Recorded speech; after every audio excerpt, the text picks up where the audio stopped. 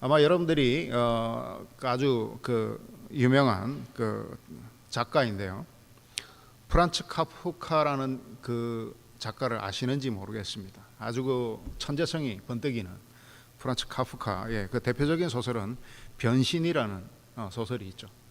이 체코 프라 출신의 이 옛날 사람입니다. 고전에 해당하는, 근대 고전에 해당하는 책이죠. 이 변신이라는 책이 굉장히 좀 어렵다라고 그러는데 저는 모르겠습니다. 제가 이해되는 안에서 이해를 한 거겠지만 10대 때 읽었는데 이해가 되더라고요. 아마 그 이유가 성경을 통해서 성경의 관점으로 바라봤을 때 이해가 되었던 것 같습니다. 그래서 제가 머리가 좋았다, 이 천재 작가의 천재성을 이해할 수 있는 그 정도였다는 아닙니다. 제가 이해하는 안에서의 최고 이해를 했고, 내가 이해한 것들이 나중에 해석을 보니 틀리지 않더라는 그 이야기를 하는 겁니다. 내용은 그렇습니다. 사람이 점점 벌레로 변해가다가 나중에 죽어서 이제 그 가정부가 바깥에 내다 버렸다라는 이야기인데, 그 안에 이제 사람의 그 모든 생각과 인생의 고충과 인생의 삶들에 대한 것들을 다루고 있습니다. 그리고 그가 또 쓴 책 중에 하나가 학술원에서 드리는 보고라는 책이 있습니다. 거기에 이제 원숭이 피터가 있는데, 주인공이 원숭이 피터인데, 이 원숭이 피터가 이제 이거는 반대로 사람이 벌레로 변해가는 게 아니라 이제 이 카프카의 반대적 관점이죠. 원숭이에서 점점점 사람으로 변해가는 겁니다. 그리고 사람으로 변해가면서 어떻게 이것을 탈출할 수 있을까를 생각하면서 자유를 갈망하는 그런 것들을 기록한 책인데, 그래서 이 책이 학술원에서 드리는 보고라는 피러의 입장에서 쓰여진 책입니다. 근데 이 책을 1970년대 한국의 1인 모노 드라마의 길을 개척한 추성웅이라는 아주 단명한 불세출의 배우가 있었습니다. 인물은 좀 못생겼습니다. 이분 자녀들이 이제 지금 되게 유명한 영화 배우가 되어 있는데, 추성미 씨라고 여러분들이 아시는 분은 아실 거고 모르시는 분은 모르실 겁니다. 한때 대단한 인기를 끌었던 탑스타 반열에 올랐던 분입니다. 추성웅 씨도 우리 때에 달동네라는 아주 고전 드라마가 있는데, 그게 아마 지금으로 치면 어느 드라마도 비교할 수 없을 정도의 시청률을 기록한, 아마 그 당시에 가장 시청률이 높았는데, 그 시청률의 주인공이 바로 이 추성웅 씨였습니다. 이 추성웅 씨가 학술원에서 드리는 보고에서 빨간 피터의 고백이라는 제목으로 바꿔가지고, 이게 이 피터라는 레드몽키가 있는데, 그 주인공을 하나의 모티브로 삼아서 이 카프카의 이 소설로 빨간 피터의 고백이라는 제목으로 1인 드라마, 모노 드라마를 만들어서 아주 1970년대인데도 엄청난 관객을 동원했던 그러한 1인 드라마였고, 저도 나중에 이제 그걸 이제 녹화를 해놓은 걸 본 적이 있습니다. 저거는 이제 추성웅 씨가 또 이제 지저스 크라이스트 슈퍼스타라는 이 뮤지컬에 나왔을 때 제가 또 직접 공연을 보러 가서 한번 보기도 했고 그랬었는데, 그게 1970년대 이야기들입니다만 80년대. 근데 여기 이제 빨간 피러의 고백이 아닌, 오늘은 그냥 피러의 고백이다라는 제목으로 오늘 여러분들과 나누고자 합니다. 근데 오늘 이 베드로는 우리가 잘 알고 있는 인물입니다. 여러분들이 아마 성경에서 가장 많이 접하는 인물 중에 하나일 수도 있습니다. 베드로를 우리는 이렇게 기억합니다. 요한의 아들 시몬아, 네가 나를 사랑하느냐. 요한의 아들이기도 한 또 이름이 시몬 베드로다. 시몬이라고도 불리기도 하고 베드로라고도 불리기도 합니다. 그런데 왜 베드로라고 더 많이 불리느냐? 예수님의 제자 중에 동명이인이 있기 때문에, 시몬이라는 동명이인이 있기 때문에 베드로라는 이름으로 더 많이 불리게 되었습니다. 그리고 나중에 예수님께서 그를 너는 이제 베드로가 아니고 게바라 해라. 너는 이제 반석이다. 교회의 반석이다. 교회의 바위다.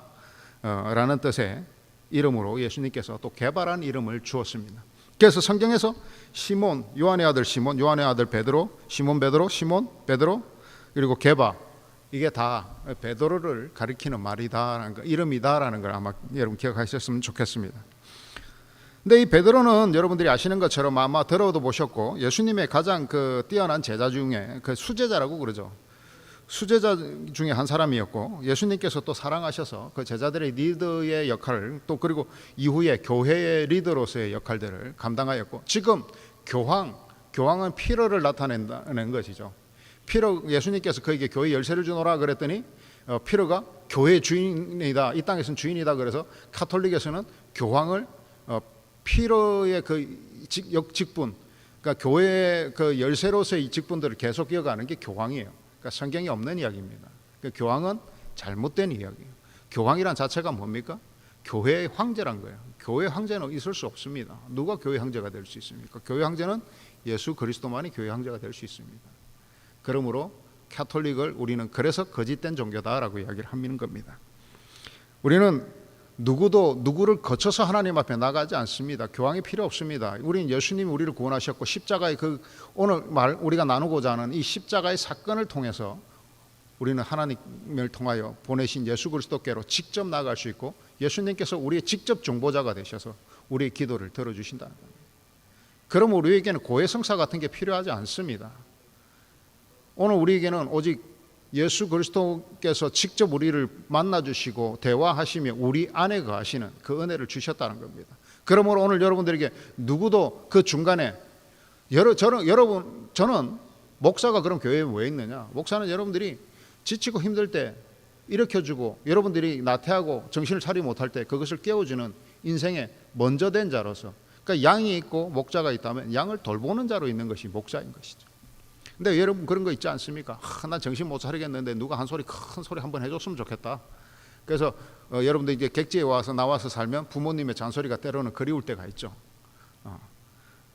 그러한 부모의 역할을 하는 사람이다라는 것을 이해했으면 좋겠습니다.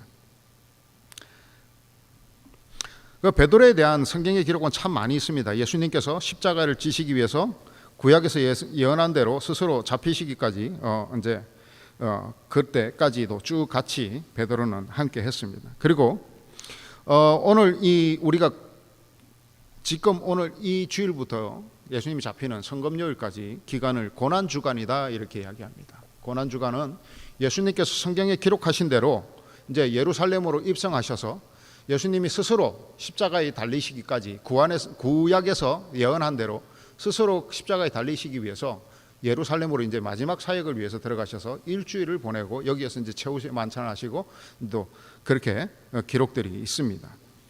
그래서 이 주간을 우리는 예수님이 고난을 받으신 주간이다 그래서 고난 주간이다 이렇게 이야기를 합니다. 그리고 예수님께서 달려돌아오신 금요일에 십자가에 못 박혀 죽으신 안식일의 첫날의 시작 전에 금요일 저녁부터 이제 안식일이 시작이 되는데 토요일 날까지, 그러니까 그 전에까지 이제 모든 걸 끝내야 되기 때문에 예수님을 이제 십자가에 다른 날을 성금요일이다 이렇게 이야기를 합니다.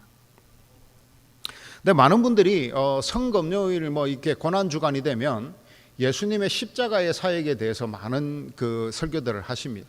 근데 이제 여러분들 그런 십자가의 사역은 많이 들어보셨을 거예요. 그리고 예수님이 어떻게 십자가에 달리셨는지, 그리고 우리가 성금요일 예배에 저는 이것들을 구체적으로 금요일 그날 예수님 13일의 금요일에 예수님이 그날 2004년 전 13일의 금요일에 예수님께서 무슨 일을 당하셨는지를 금요일날 성금요일날 설교로 돌리고자 합니다. 오늘은 우리가 너무 이럴 때까지 이제 설교를 해오면서 그 고난 주간에 집중되었던 게 예수님이 어떻게 고난을 받으셨나에 대해 집중을 해왔다는 것이죠. 그런데 오늘 저는 베드로를 통해서 오늘 우리의 삶이 예수 그리스도를 통해서 구원받은 죄인으로 살았던 우리가 예수 그리스도로 구원받은 삶이 어때야 되는가를 베드로를 통해서 우리가 한번 우리의 삶을 한번 돌아보고 반성해보자는 것입니다. 그동안 예수 그리스도의 고난에 너무 집중해왔지. 그 예수님 그렇게 돌아가셨네. 근데 당신은, 우리는 그러한 문제들에 집중이 별로 없었다라는 것을 저는 깨닫게 되었습니다. 그래서 오늘 베드로를 통해서 오늘 여러분들과 한번 말씀의 도전을 받아보고자 하는데요. 예수님의 삶을 기록한 책이 복음서라고 이렇게 이야기합니다. Gospels. 그러니까 복음이란 건 기쁜 소식, 유앙겔리온, 메시아께서 이 땅에 오셨다는 겁니다. 그리고 그 메시아이신 예수 그리스도께서 이 땅에 오시는 과정에서부터 어떻게 오셨는지, 그분은 누구이신지, 로고스로 계신 하나님 그분께서 이 땅에 오셔서 우리를 어떻게 구원하시고 어떻게 십자가에 달리시고 또 어떻게 다시 살아나셨는지를 관한 책을 기록한 것이 복음서다. 그래서 그 복음서에는 뭐가 있습니까? 네 권의 책, 마태복음, 마가복음, 누가복음, 요한복음, 이 네 가지가 예수님의 이 땅에 오셔서 살아계시고 부활해서 성천하시기까지의 기록을 기록한 것이 사복음서다. 이 네 권의 복음서다라고 이렇게 이야기를 합니다. 그런데 이 네 권의 복음서에 예수님이 이제 어떻게 태어나셨고 어떤 사역을 하셨고 어떻게 돌아가셨는가의 시각들이, 그러니까 기록이 조금씩 다릅니다. 왜냐하면 어떤 때는 베드로가 따라가고 어떤 때는 마태가 따라가고, 그리고 나머지 제자들이 이제 따라갈 때 기록도 이제 야 그때 예수님하고 너 가서 뭐 했어 이러면서 이제 취합을 해서 예수님의 그 기록들을 남긴 책이기 때문에 자기가 직접 본 것도 있지만 직접 보지 못한 것, 그리고 각각 누구는 따라가고 안 따라갔기 때문에 누구는 봤고 누구는 보지 못한 내용들이 각자 자기가 본 기록들, 들은 기록들을 중심으로 기록이 되었기 때문에 성경이 여기는 이렇게 다르고 왜 저기는 다른가요가 아니라 각자의 경험을 통해서 각자 직접 경험한 것들을 통해서 기록했기 때문에 내용들이 조금씩 다르고, 본 것들이 어떤 사람은 그걸 본 걸 기록하고 어떤 성경은 그걸 본 것에 대한 기록이 없습니다. 그런데 이제 사복음서에 이 네 가지 복음에 마태, 마가, 누가, 요한복음에 다 기록되어 있는 내용이 좀 있습니다. 근데 그 뭐 열 몇 가지 뭐 이렇게 되지만은 그 대부분은 예수님께서 이제 예루살렘에 들어가셔서 잡히기까지, 그리고 돌아가시고 십자가에 달려 죽으시고 어떻게 십자가에 달려 돌아가셨고 어떻게 성천하셨고 그 성천하신 후에 어떻게 예수님은 존재하시는가라는 기록들을 남기고 있는 내용이고, 크게는 두 가지가 예수님의 그러한 그 십자가의 사역 외에는 두 가지가 이제 기록이 되어 있는데, 대표적으로 저번에 제가 한번 여러분들과 나누었던 오병이어 빵 2개와 물고기 5마리로 5,000명을 먹이셨다라는, 그 성인 남자 5,000명을 먹이셨다. 그리고 여자 아기들은 치지도, 할아버지 할머니 치지도 않았다. 뭐 이런 기록들이죠. 그리고 이제 나머지 하나가 이 베드로의 고백, 이 베드로의 배신이죠. 근데 저는 오늘 이 베드로의 배신에 집중하지 않습니다. 오늘 이 설교는 베드로의 배신이 아니라 베드로의 고백에 집중하고 있다는 겁니다.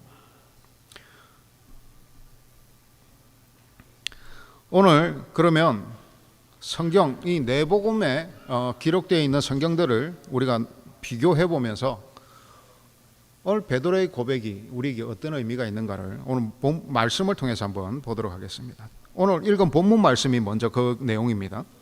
자, 누가복음에 보면 첫 번째 부인, 첫 번째 배신한 사실에 대해서, 그 부인이 그 와이프가 아니고 배신했다는, 한국말로 배신했다는 뜻이에요. 이렇게 보면 한 여종이, 모든 기록이 똑같습니다. 제일 첫 번째는 어떤 여종이 베드로에게 너 예수의 도당이지, 너 예수하고 같이 있었던, 저 지금 내일 이제 십자가에 달려 죽는 쟤하고 너 한 짝이지, 같은 패거리지, 이렇게 이야기를 했다는 겁니다. 한 여종이 베드로의 불빛을 향하여 앉은 것을 보고, 이게 이제 모닥불 쬐려고, 그 예수님은 지금 십자가에 달리시기 전에 막 침뱉음을 당하고 막 채찍을 맞고 있는데 지는 달라고 거기서 이제 모닥불 쬐고 있는 거예요. 그러면서도 마음은 우리 예수님 어떻게 되시나 이렇게 보러 이제 가게 된 겁니다. 불빛을 향하여 앉은 것을 보고 주목하여 이르되 이 사람도 그와 함께 있었으니라 하니, 베드로가 부인하여 이르되 이 여자여 내가 그를 알지 못하노라 이렇게 이야기했습니다. 자, 두 번째 배신에는 이렇게 이야기합니다. 바로 다음 그 다음에 58절에 조금 후 다른 사람이 보고 이르되 너도 그 도당이라 하거늘 베드로가 이르되 이 사람아 나는 아니로다 하더라. 이제 세 번째 부인이 기록됩니다. 누가는 확실히 의사니까 이 관찰력이 되게 좋았던 것 같아요. 그러니까 들은 거겠지만 그게 듣는 데서 집중력이 좋았던 것 같아요. 세 번째를 정확하게 누가는 다른 사복음서와 다르게 시간의 흐름을 분명히 기록합니다. 1시간쯤 있다가, 이게 순차적으로 르르 일어난 게 아니라 세 번째는 두 번째 부인 그 배신을 하고 나서 1시간쯤 흘렀다가 또 한 사람이 장담하여 이르되, 확신을 가지고 이야기했다는 겁니다. 이는 갈릴리 사람이니 참으로 그와 함께 있었느니라. 그러니까 베드로가 이르되, 이 사람아, 나는 네가 하는 말을, 네가 하는 말을 알지 못하노라. 아직 말하고 있을 때 닭이 곧 울더라. 누가는 확실히 의사이기 때문에 이 머리가 뛰어나서, 그리고 이게 어떤 시간적인 이런 개념이나 그 순간의 찰나를 아주 잘 묘사한 것 같죠. 뭐냐면 다른 성경에는 기록되지 않는데 거짓말하는, 배신하는 중에 닭이 울었다라고 기록하고 있습니다. 다른 건 세 번 다 배신하고 나서 닭이 울었다 이렇게 돼 있는데, 누가가 정언하기는 베드로가 세 번째 거짓말이 끝나기도 전에 닭이 획을 쳤다는 겁니다. 꼭기요 하고 우는 걸 닭이 획친다 그러거든요. 닭이 울었다라는 겁니다. 그리고 61절에 주께서 돌이켜 베드로를 보시니, 베드로가 주의 말씀 곧 오늘 닭이 울기 전에 내가 세 번 나를 부인하리라 하심이 생각나서 밖에 나가서 심히 통곡하니라. 세 번 네가 부인할 것이라는 예수님의 말씀이 닭이 울면서 기억이 났다는 겁니다. 그리고 극심한 후회를 하면서 밖에 나가서 대성통곡을 했다는 거죠. 그리고 마태복음의 이제 기록은 이렇습니다.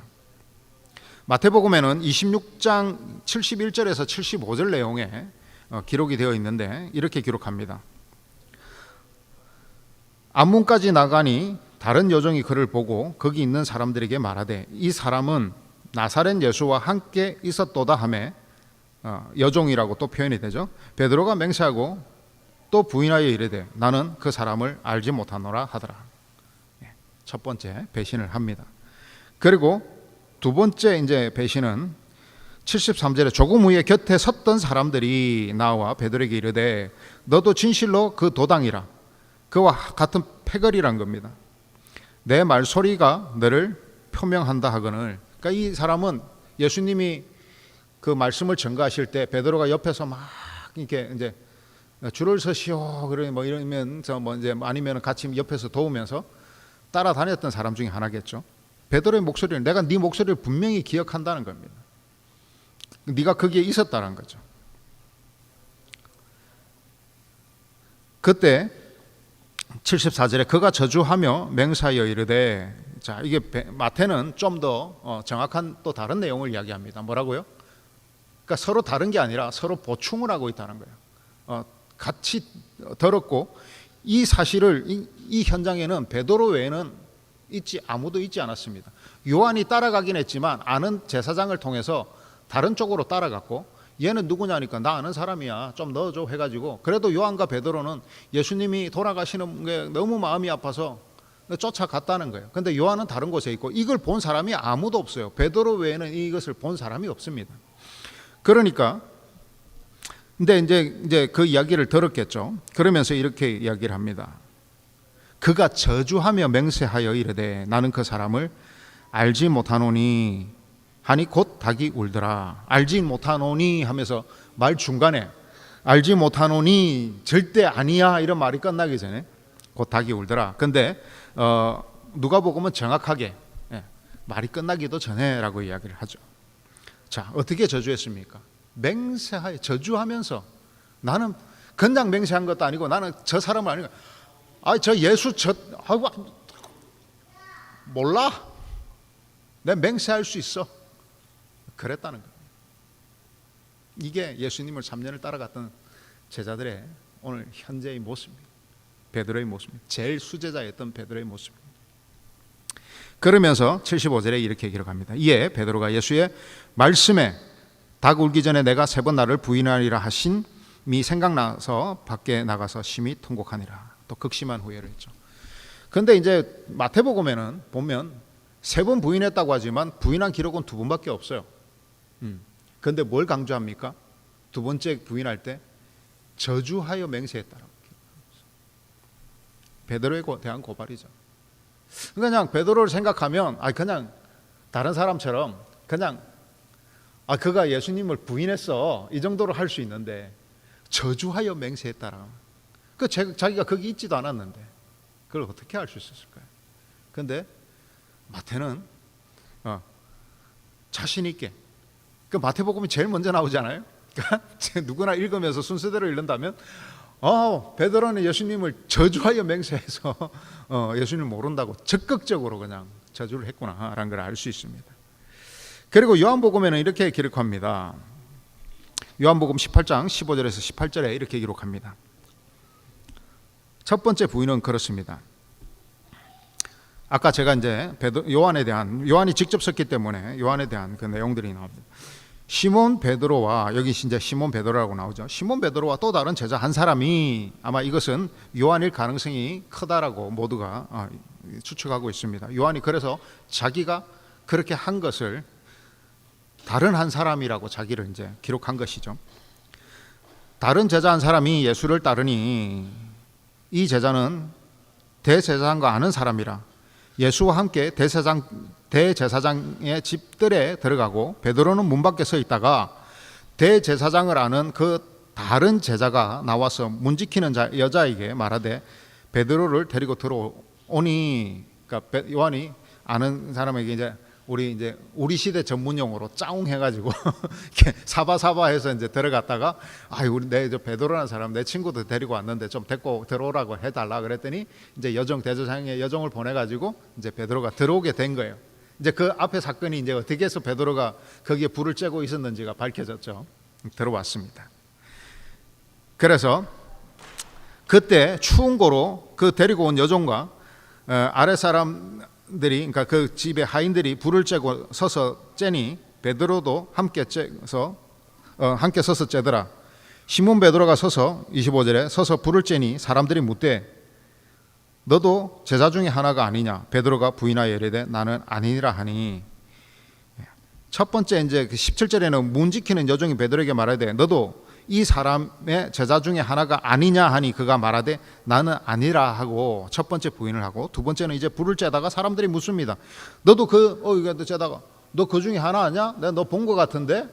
너 이게 있어가 이 이미지가 내가 분명히 너 예수님의, 근데 거기서도 제일 그 막 빠릿빠릿하고 별나게 설치던 애 같은데 너 아니야? 그러니까 아니요, 나는 아닙니다. 이렇게 부인을 하죠.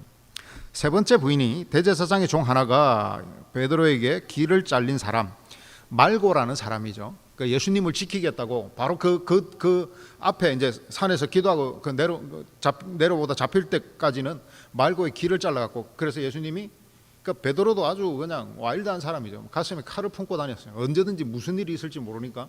그리고 있던 칼을 꺼내서 이 말고라는 사람의 길을 자릅니다.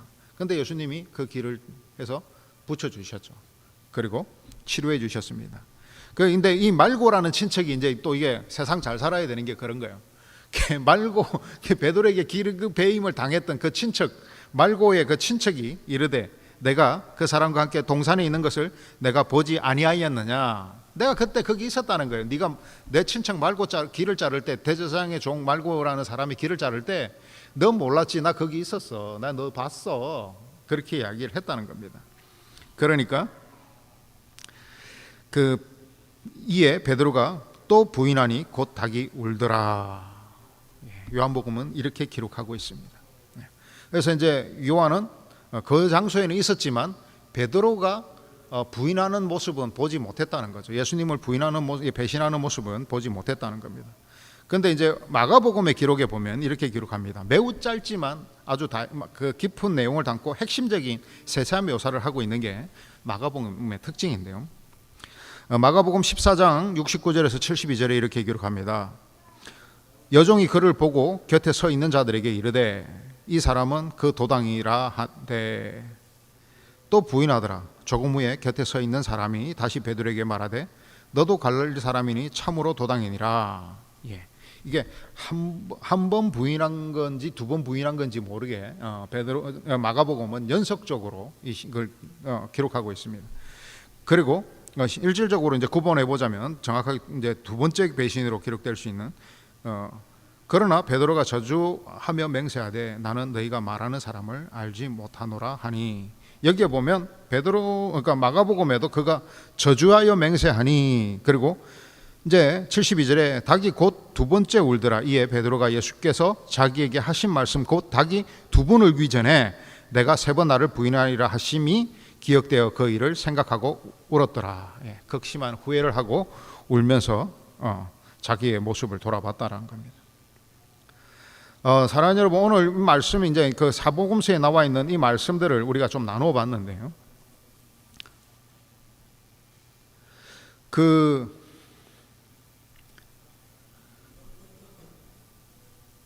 같은 도당이라는 말들이 자주 등장합니다. 그리고 그 베드로가 예수님께서 3번 부인한 것에 대해서 극심하게 후회했던 그 기록도 공통적으로 기록하고 있습니다. 근데 이제 내용들이 보십시오. 말은 조금 표현은 다르지만 똑같이 여종을 통해서 처음 부인하고 그 다음에 2번째, 3번째 부인하면서 그리고 베드로가 예수님을 저주하며 부인해야 했다. 그리고 거기에 들어갈 수 있었던 것은 같은 제자 요한에 의해서 그곳에 들어갈 수 있었다라는 겁니다. 근데 아까 마태복음과 마가복음에 이제 근데 아까 제가 마가복음에는 그 베드로가 저주하며 맹세했다라고 이렇게 이야기를 했는데 그럼 마가복음에도 있지 않습니까? 그래서 어떤 사람들은 이렇게 이야기해요. 그리고 마가복음에는 예수님을 예수님을 배신할 때 그 베드로의 모습이 좀 더 적나라하게 그 기록이 되어 있다는 거죠. 그래서 어떤 사람들은 이렇게 이야기합니다. 베드로가 그 당시에 그 예수님이 잡혀서 돌아가셨을 때 거기에 베드로가 그 대제사장의 마당에 혼자 있었는데 이 사실을 누구가 알았냐는 겁니다. 그러니까 자기밖에 없었는데 그럼 베드로가 말하지 않았다면 아무도 제자들이 몰랐을 것이고 사람들이라면 자기의 죄를 감추고 싶어서 그 말을 누가 하겠냐고. 근데 베드로는 제자들에게 하고 다녔으니까 이 말을 제자들이 기록한 거 아니냐라고 그러면서 마가복음에 아주 핵심적이고 간결하지만 모든 묘사들이 들어있다라고 이렇게 이야기를 합니다. 근데 그건 성경을 잘못 이해한 거예요. 그렇지 않습니다. 마가복음은 마가가 쓴 게 아니에요. 베드로가 이제 나이가 늘어서 이제 눈도 안 보이고 그러니까 마가가 그거를 받아 적은 거예요. 그러니까 마가는 예수님을 직접 경험하거나 따라다닌 제자가 아닙니다. 바나바라는 위로자라고 했던 그 당시 초대 교회의 가장 어른이었고 가장 그 믿음이 좋았던 그 사람의 제자였고 바울과 선교 여행을 떠났다가 나중에 바울에 의해서 쫓겨났던 그렇지만 이 성경을 보면 아마 베드로와 이 바나바가 바나바의 생질, 바나바의 조카인데 그들이 이를 섬김으로 마가가 이 성경을 대필할 수 있을 정도의 믿음의 사람이 되었고 베드로는 그를 나의 아들이다라고 영적 아들이다라고 표현할 정도로 그를 아끼고 사랑했다는 것이죠. 가르치고 영향을 끼쳤다는 겁니다. 그러면서 마가가 베드로가 이야기한 그대로를 받아 적은 거예요. 그러니까 베드로가 먼저 내가 저주하며 맹세했다. 나는 죄인이다라고 만천하에 고한 겁니다. 기록으로 남긴 겁니다. 그리고 성경에 이제 복음서에 우선설이라는 게 있어요. 어떤 성경이 먼저 써여졌냐? 이게 이제 신학적으로 하면 뭐 이제 Q문서설이니 두문서설이니 뭐 이런 이야기들을 해야 되는데 그거는 지금 뭐 넣도록 합시다.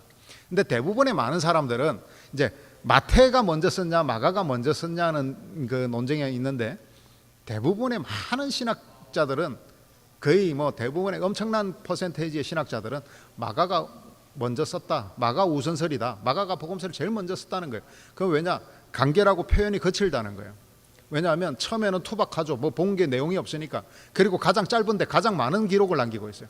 그러니까 막 습작으로 막 기억이 남는 대로 막 이제 베드로가 막 이야기하는 걸 마가가 그냥 기억하고 있다가 이제 막 쓴 거예요. 그리고 이제 나머지 이제 마태, 누가, 요한이 그걸 보고 썼는데 마태가 이제 딱 보니까 베드로가 이제 저주하여 맹세하며 내가 부인했다. 이렇게 기록하니까 그걸 그대로 옮겨 쓴 겁니다.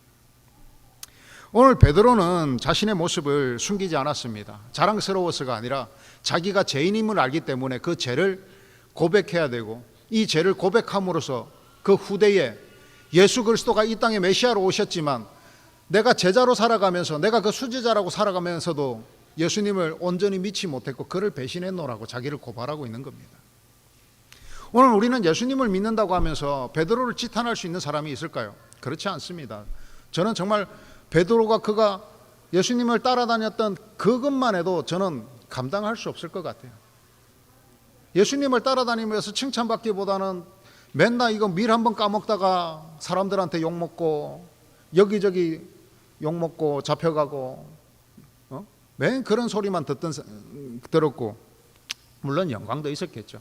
그리고 예수님에 대한, 그리고 그 메시아에 대한 마음도 있었을 겁니다. 그러나 그때까지만 해도 예수님께서 진정한 메시아라는 것을 그들이 전혀 이해하지 못한 사람들도 있고 이해하지 못한 부분들도 있었다는 것이죠. 근데 오늘 우리는 예수님께서 메시아인지 다 압니다. 나를 위해서 죽었다라고 믿고 있기 때문에 오늘 이 시간 우리가 나와서 예배합니다. 그런데 사랑하는 여러분, 오늘 이미 예수님을 3번 부인했을 베드로처럼이 아니라 1000번, 10,000번 예수님을 부인하고, 우리가 어떤 때는 예수님을 저주하며 부인했던 그 수를 헤아릴 수 없는 삶임에도 불구하고 오늘 우리는 우리의 삶을 돌아보고 있습니까? 오늘 우리는 우리의 삶을 고발하고 있습니까? 그리고 오늘 베드로처럼 돌이킨 삶을 살고 있느냐는 겁니다. 오늘 베드로의 배신이 아니라 베드로의 고백이라고 오늘 이 설교의 제목을 정한 것은 배신에 집중되었던 것이 아니라 베드로는 하나님께 회개하고 진정으로 하나님께 죄를 고백하며 믿음을 고백하는 삶을 살았다는 것이죠. 베드로의 삶은 거기에서 끝난 것이 아닙니다. 그 이후에 그가 어떻게 살았냐는 것이죠. 오늘 우리의 모습도 마찬가지입니다. 나는 힘이 없는데요, 연약한데요, 능력이 없는데요, 하나님 나는 믿음이 부족합니다. 그러나 우리가 수많은 도전 속에서 우리의 삶의 문제들을 발견하고 예수 그리스도를 통해서 우리는 그 문제를 해결할 수 있습니다. 그러면서 우리의 믿음들은 쌓아지는 것이죠. 그러므로 가만히 있고 그냥 목도하고 지켜보는 자에게는 예수 그리스도가 발견되지 않습니다. 하나님 발견되지 않습니다. 오히려 나의 낮음도, 나의 부족도, 나의 연약함도, 나의 약점도 하나님 앞에 내어놓고 무릎 꿇었을 때 하나님이 고쳐주심으로 그것이 믿음이 되는 것이죠. 그렇다면 하나님의 능력의 방법이요, 우리에게 복을 주시는 방법이라면 우리는 먼저 죄를 고백해야 되는 겁니다. 그리고 그 죄를 해결받음으로 우리가 하나님의 능력을 입을 수 있는 것이죠. 그런데 우리가 힘이 없어서 헌금을 많이 드리지도 못하고 못 드릴 수도 있습니다.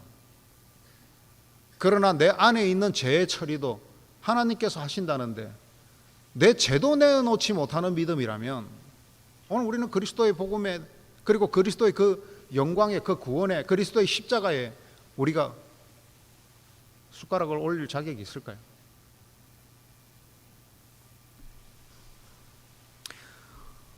오늘 베드로는 닭이 3번 울 때에, 그러니까 3번 그 말이 끝나기 3번의 부인 그 배신이 끝나기도 전에 닭이 3번 울면서 자기가 거짓말을 이야기를 한 걸 알고 깨닫고 펑펑 울면서 회개를 했다는 겁니다. 근데 오늘 우리는 어떻습니까? 늘 예수님이 너 그거 잘못된 거야, 너 성경대로 왜 살고 있지 않아?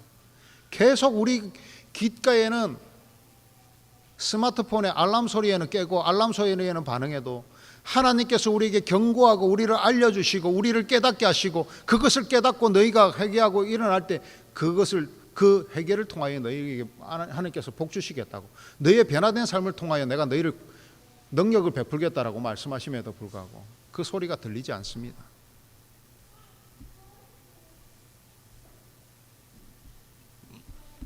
예전에 이런 적이 있었습니다. 제가 이제 우리 그 아름다운 자매하고 연애를 해서 연애를 할 때였습니다. 그 아름답다니까 우리 사모님 아닌가? 우리 사모님이 아닌 게 아닌가? 근데 우리 사모님이 아름다웠어요. 저분 맞습니다. 저분하고 연애를 할 때 세상에 많은 사람들이 있었어요. 근데 그 중에 우리 사모가 이제 우리가 선교 훈련을 받는데 그때 우리 사모가 이제 어떤 교회 결혼식이 있어서 갔다가 이제 좀 못 올 수 있다, 못 오겠다 이렇게 이야기를 했어요. 근데 우리 사모가 갔다가 이렇게 오다가 사람들이 지나가고 이렇게 그 많은 택시 중에서 택시들이 막 지나가는데 우리 사모가 그렇게 빠르게 그 많은 택시들과 차들이 지나가는데 우리 사모가 그 창문을 탁 통해서 보이는 거예요. 우리 사모도 딱 본 거예요. 근데 마침 이렇게 육교가 있었어. 그래갖고 내려갖고 서로 진짜 오작교에서 만나는 것처럼 막 가갖고 사람들 그 보는 동네 사람 보는 데서 그 육교 위에서, 요즘 육교가 별로 없죠, 육교 위에서 둘이 막 허가하면서 막 좋아가지고 막 방방 뛰고 그런 적이 아직도 기억에 남습니다. 사랑하는 사람의 목소리나 사랑하는 사람의 그 빠르게 스쳐 지나감 속에서도 내 사랑하는 사람은 보이는 거예요. 사랑하는 여러분, 진정으로 예수님 사랑하십니까? 그럼 보이셔야 돼요. 보이는 게 아니라 예수님은 우리 안에 계시다고 그래요. 늘 내 안에 계신가? 내 포켓에, 내 주머니에, 내 돈 어디 갔지? 내 100% 어디 갔지? 10% 어디 갔지? 그거 없으면 찾지만 내 마음속에 예수님 어디 없을 때, 뭐 어디 마실 가셨나 보다 그렇게 생각하고 살아가십니까? 심장이 한순간도 뛰지 않으면 죽을 수밖에 없는 것처럼 예수님도 우리 안에 한순간도 거하지 않으시면 그것은 우리가 죽은 거나 마찬가지라는 것을 여러분 기억하시기를 바랍니다. 그거 아니라고 말하는 교회나 그거 아니라고 말하는 목사님이 있으면 여러분 저한테 데리고 오든지 관계를 끊으십니다. 성경은 그렇게 말하고 있지 않습니다. 심장은 잠시 뛰지 않아도 우리는 살 수 있어요. 근데 하나님 우리 안에 계시지 않으면 우리는 죽은 거예요. 죽은 것과 같은 게 아니라 죽은 거예요. 우리를 영혼과 육으로 이야기할 때 영혼에 통치하시는 그 하나님께서 계시지 않고 그럼 영혼이 자리를 비운 것이면 육만 있으면 죽은 거예요. 사람이 죽으면 육신만 남잖아요.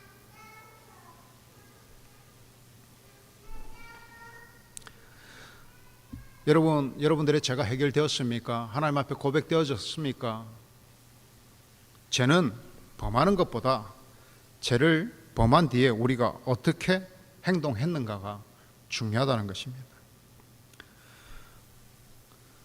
유대의 역사가, 그러니까 그거는 크리스찬이 아닙니다. 그냥 주이시예요. 유대인입니다. 유대인의 관점에서 이제 유대의 역사 그 중에서 예수님이 실제로 계셨다라는 것을 이 유대의 역사가가 그래, 그가 이제 우리는 하나님 믿지만 그는 자기가 이제 하나님의 아들이라고 그러면서 그 사람이 있었어. 예수가 실제로 존재해서 이 사람이 서기 AD 260년경에 태어났기 때문에 대부분의 그 당시에는 뭐 시간이 흐름이 거의 없지 않습니까? 그 역사가 그냥 그대로 유대인들은 그 성경을 역사를 기록하는 민족들이니까 다 듣고 다 알고 있었다는 거예요. 근데 나 태어났을 때 예수님 이야기 엄청 많이 하고 나 그거 엄청 들었어.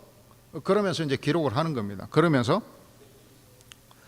베드로가 나중에 이제 스스로 기독교가 이제 크리스찬들이 박해를 받을 때 스스로 가서 십자가에 못 박혀 죽게 되는데 우리 예수님께서는 온전히 십자가에 막 박혀서 돌아가셨는데 예수님이 그렇게 달려 돌아가셨는데 내가 어떻게 예수님처럼 십자가에 똑바로 달려서 죽을 수 있겠냐?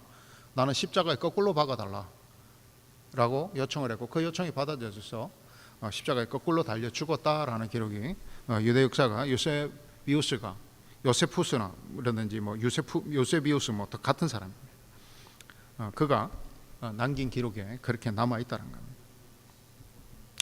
사랑하는 여러분, 예수님께 진정한 해결과 예수님이 진정한 부활을 그리고 진정한 용서와 우리를 구원하시는 분이라는 걸 알았을 때 예수님을 저주하며 3번 맹세하며 저주했던 그 베드로도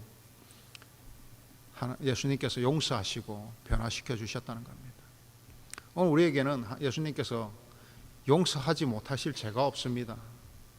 오늘 우리가 주님 앞에 고백한다면 오늘 예수 그리스도께서는 우리의 죄를 용서해 주시고 오늘 예수님이 돌아가셨을 때 그 한쪽에 있던 강로가 주님께 믿음을 고백했을 때 오늘 네가 나와 신라곤에 함께 있을 것이다. 네가 천국에 같이 있을 것이라고 말씀하신 것처럼 오늘 우리에게 하나님의 영광이 또 주님의 나라가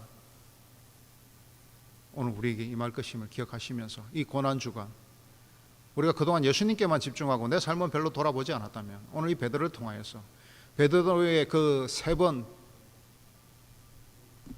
그 강하게 저주하며 부인했던 그 삶을 돌아보면서 내 삶이 어떻게 정해져야 될지 내 믿음이 어디로 향해야 될지 그리고 믿음의 강도가 어떻게 우리가 나아가야 될지를 바라보면서 오늘 하나님 안에서 한 주간 우리 성금요일 날 만날 때까지 정말 매일매일 아침마다 일어나면서 기도하고 묵상하면서 하나님의 나라와 그의 의를 위하여 살아가는 그 믿음, 그 이미 주신 구원의 그 확신을 가지고 승리하며 살아가시는 여러분 되시기를 주님의 이름으로 간절히 축원하고 축복합니다. 기도하겠습니다.